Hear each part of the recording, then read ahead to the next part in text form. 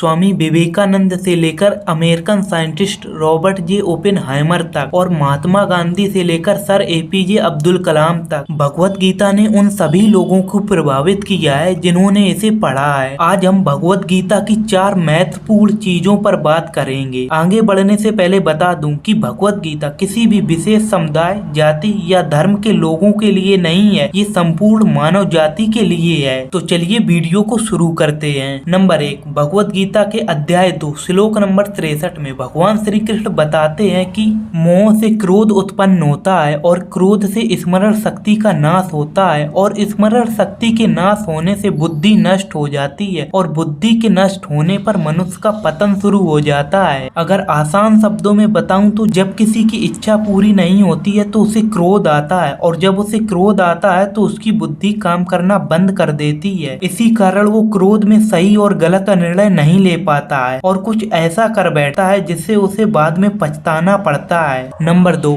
स्वार्थी ना बने। जब इंसान स्वार्थी बन जाता है तब वास्तविकता को समझना उसकी क्षमता से बाहर होता है। वह अपने स्वार्थ के कारण परिस्थितियों को स्पष्ट रूप से देख नहीं पाता है और खुद का ही नुकसान कर बैठता है। नंबर 3, निष्काम कर्मा। इंसान अपने कार्य को करने से पहले ही उससे मिलने वाले फल के बारे में सोचता है जिससे वो लक्ष्य से भटक जाता है, काबिलियत से कम काम कर पाता है और फल पाने की इच्छा के कारण उसे अपेक्षित परिणाम प्राप्त नहीं होता है। अध्याय 2 श्लोक नंबर 47 में भगवान श्री कृष्ण यही बताते हैं कि मनुष्य को अपने कर्म यानी कार्य पे ध्यान देना चाहिए और उससे मिलने वाले फल की चिंता नहीं करनी चाहिए। इस श्लोक से भगवान श्री कृष्ण का आशय यह नहीं है कि केवल कर्म ही करते रहें और फल मिलेगा ही नहीं। इसे आप छोटे से उदाहरण से समझ सकते हैं। मान लीजिए 2 स्टूडेंट ए और बी हैं। दोनों एक दिन में 4 घंटे सेल्फ स्टडी करते हैं। स्टूडेंट ए स्टडी करते समय यही सोचता रहता है कि अगर फेल हो गया तो क्या होगा और अगर 35% आ गए तो कितना अच्छा होगा।